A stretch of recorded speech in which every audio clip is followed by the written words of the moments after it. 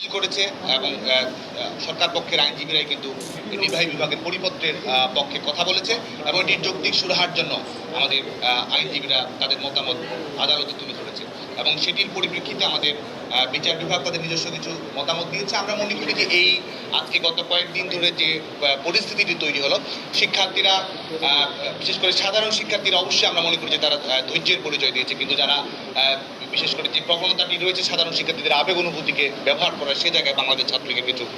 প্রশ্ন রয়েছে, যেটি আইনগত প্রক্রিয়াতেই সমাধানের দিকে যাচ্ছিল। বিচার বিভাগের স্বাধীনতা এবং আমাদের রাষ্ট্রের যে তিনটি পৃথক অঙ্গ, তার প্রতি স্বাতন্ত্রীকরণের প্রতি আমাদের বাংলাদেশের নাগরিকদের সুনাগরিকদের যে সম্মান রয়েছে, সেটিকে প্রশ্নবিদ্ধ করে এমন কোনো কর্মকাণ্ডে কারো যাওয়াকে আমরা সাধুবাদযোগ্য বলে মনে করি না। সে কারণেই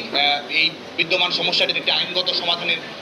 সুস্পষ্ট দরজা উন্মুক্ত থাকা সত্ত্বেও আমরা মনে করি যে ভিন্ন কোনো পন্থা অবলম্বন করা আমাদের তরুণ প্রজন্মের জন্য আশা জায়গা নেওয়া নয়, এবং যেটি আদালতের মাধ্যমে সমাধান হচ্ছিল এবং বর্তমান সময়েও যেখানে নির্বাহী বিভাগের পরিপত্র জারি রয়েছে, যেখানে এর আগে 2018 সালের বাস্তবতায় যেটি জারি করা হয়েছিল, সেটি যখন পুনর্বহাল হয়েছে, সেই পরিপ্রেক্ষিতে আন্দোলনকে আরও বেশি এগিয়ে নিয়ে যাওয়া, আন্দোলনকে আরও বেশি টেনে হিস্ট্রে লম্বা করার প্রচেষ্টা এবং বিচার বিভাগের প্রতি শ্রদ্ধা না দেখিয়ে এক ধরনের মব জাস্টিসের মতো নির্বাহী বিভাগের প্রতি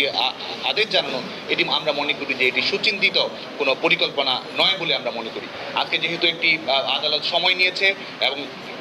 বিবদমান সময়ে কোনো ধরনের কোটা না থাকার কথা আদালত বলেছে, সেই সময় সাধারণ শিক্ষার্থীদেরকে আমরা আহ্বান জানাবো এবং সাধারণ শিক্ষার্থীরা সেই রায়ের পরিপ্রেক্ষিতে গতকালকে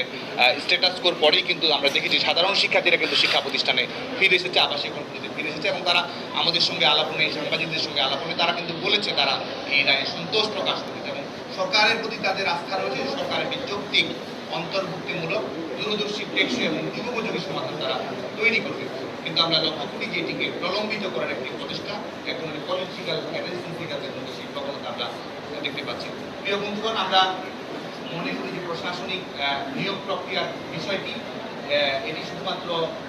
বিচ্ছিন্ন কোনো আন্দোলনের মধ্য দিয়ে শুরু হওয়া সুচিন্তিত নয় বলে আমরা মনে করি। যেটির জন্য আমরা মনে করি যে কনস্ট্রাকটিভ পলিসি অ্যাডভোকেসির মাধ্যমে যেটি সমাধান করা সম্ভব, সেটি মব জাস্টিসের মাধ্যমে সমাধান করা সুসংহত নয় বলে।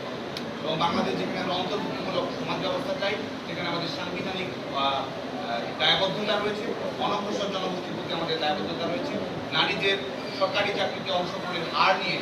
একটি টেন্ডার সমতার জন্য আমাদের যে লক্ষ্যগুলো রয়েছে বাংলাদেশে, সেগুলো সেই চ্যালেঞ্জগুলো যখন আমরা অতিক্রম করছি, তখন নারীদের পর্যাপ্ত প্রতিনিধিত্ব রয়েছে কিনা, অনগ্রসর জনগোষ্ঠীর পর্যাপ্ত প্রতিনিধিত্ব রয়েছে কিনা, পার্বত্য চট্টগ্রামের আদিবাসীদের,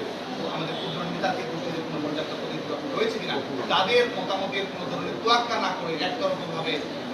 একতরফাভাবে এই ধরনের সিদ্ধান্ত প্রদান করা এই ছাত্র সমাজের প্রতিনিধিত্ব করে বলে আমরা মনে করি না। কারণ যে বিষয়ে এক ধরনের সুচিন্তিত মতামত করার প্রয়োজন, বিশেষজ্ঞদের মতামত প্রয়োজন, বিচার বিধানীয় পর্যবেক্ষণ প্রয়োজন, সেখানে যারা তাড়াহুড়ো করে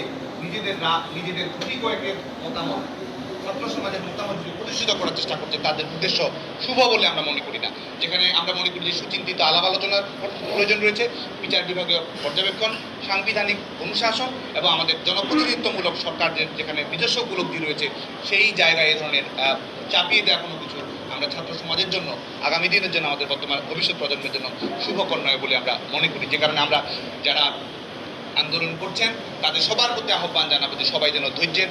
পরিচয় দেয় এবং বিচার বিভাগীয় পর্যবেক্ষণ রয়েছে সেটির জন্য অপেক্ষা করে এবং শিক্ষা প্রতিষ্ঠানের স্বাভাবিক পরিবেশটা যেন ফিরিয়ে নিয়ে আসে। আমরা ক্লাস করব, আমরা পরীক্ষায় ফিরবো, আমরা লাইব্রেরিতে সময় দেবো, আবাসিক হলগুলোতে শিক্ষার পরিবেশ অক্ষুণ্ণ রাখবো, আগামী দিনে স্মার্ট সিটিজেন হওয়ার তৈরি করবো। শিক্ষার্থীদের যদি কোনো যৌক্তিক উপায় থাকে, যৌক্তিক বক্তব্য থাকে, শিক্ষার্থীরা আমরা মনে করি সেটি যৌক্তিক বক্তব্য প্রদান করার বিকল্প উপায় রয়েছে। সেখানে যদি আমরা